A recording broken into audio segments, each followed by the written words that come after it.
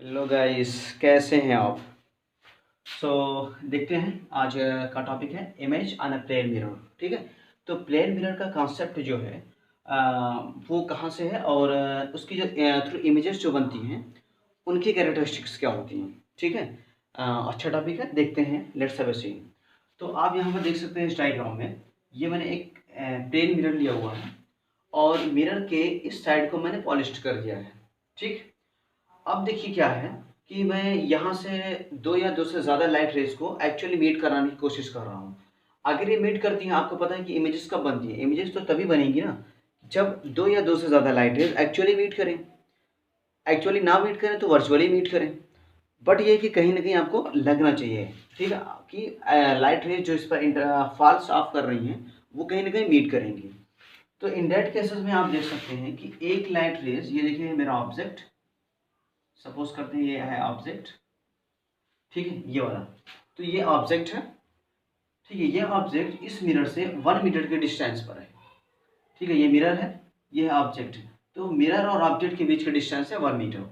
ठीक है। अब इस मिरर से, इस ऑब्जेक्ट से मैंने दो लाइट रेज को इंटर जो है वो इंसिडेंट करा है। एक लाइट रेज देख सकते हैं आप, यहाँ पर आएगी। ठीक, ये इसके डायरेक्शन है, यहाँ पर आएगी, इसके पोल पर जो है वो इंसिडेंट होगी और पोल से इंटरसेक्ट होने के बाद ये वापस इस डायरेक्शन में चली जाएगी। आप देख सकते हैं ये चीज़। ठीक है। दूसरे केसेस में आप ये कह सकते हैं कि एक अनदर लाइट रेज को मैंने क्या किया, इस डायरेक्शन में इंसिडेंट कराया, ये लाइट रेज यहाँ पर गई और उसी रास्ते से वापस आ गई। ठीक।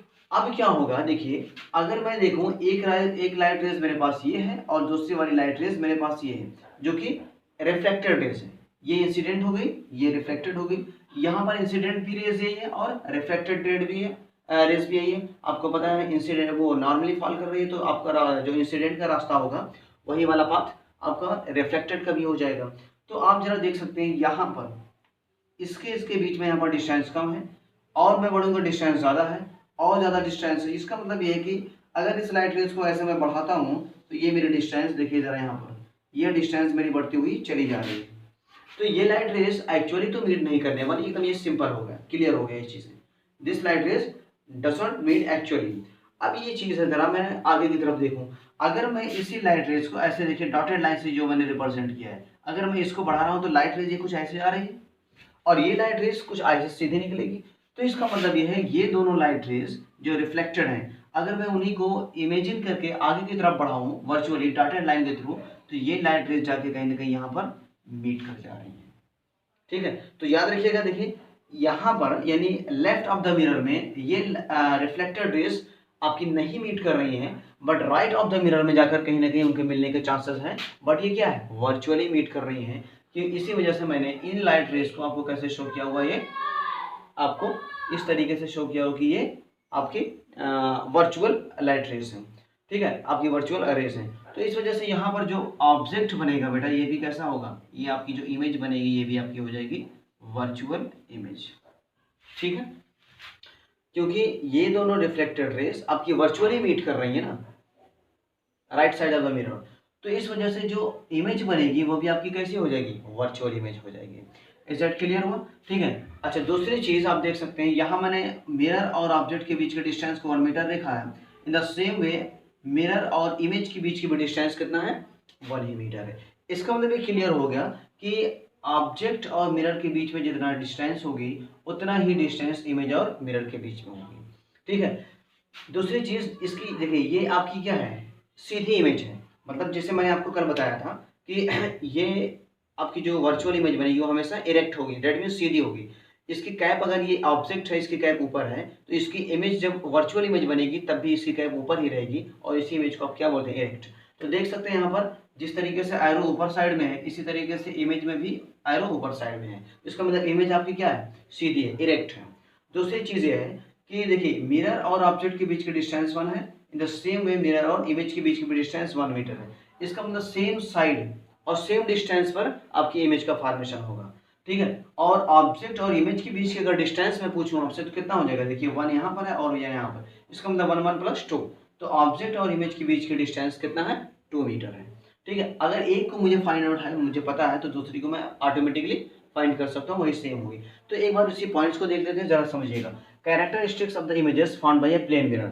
सारी चीज़ें मैंने डिस्कस कर दी, बस एक बार पॉइंट वाइज देख लेते हैं। पहला पॉइंट है वर्चुअल एंड इरेक्ट, यानी जो भी इमेज प्लेन मिरर के थ्रू बनेगी उस इमेज को हमेशा वर्चुअल वो यानी वो इमेज आपकी ऑलवेज वर्चुअल एंड इरेक्ट होगी। वर्चुअल मैंने आपको बता दिया है, रियल में नहीं आपको वो चीज़ें शो होंगी, बट और इसे आप स्क्रीन पर नहीं शो ऑफ कर सकते हैं, ठीक है, बनेगी लेकिन वर्चुअल बनेगी। और कैसी होगी? सीधी होगी, इरेक्ट होगी, ठीक है। दूसरा पॉइंट है इक्वल टू द ऑब्जेक्ट होगी, यानी ऑब्जेक्ट की साइज यानी हाइट जो है ऑब्जेक्ट की जितनी ज़्यादा होगी, मतलब जितना होगी, इन द सेम साइज की इमेज भी आपकी बनेगी, ठीक है। तीसरा पॉइंट है behind the same distance as that of the mirror. मैंने आपको बताया कि मिरर से जितना डिस्टेंस ऑब्जेक्ट की होगी उतना ही डिस्टेंस मिरर की इमेज से होगी। 1 मीटर अगर ऑब्जेक्ट यहाँ पर प्लेस्ड है तो 1 ही मीटर के बाद इमेज बनेगी आपकी।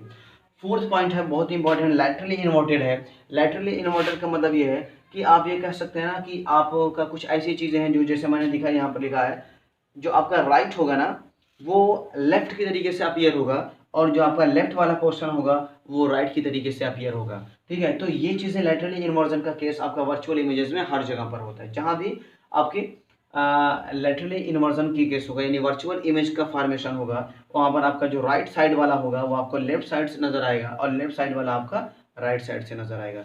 आप देख सकते हैं एम्बुलेंस के केसेस में, ठीक है, कि वहाँ पर एम्बुलेंस उल्टा लिखा हुआ होता है, ठीक है, वो उल्टा लिखा होता है, बट आप जब, ठीक है, आपने सामने वाले मिरर में देखते हैं तो आपको सीधा दिखता है, just because of the lateral inversion की वजह से।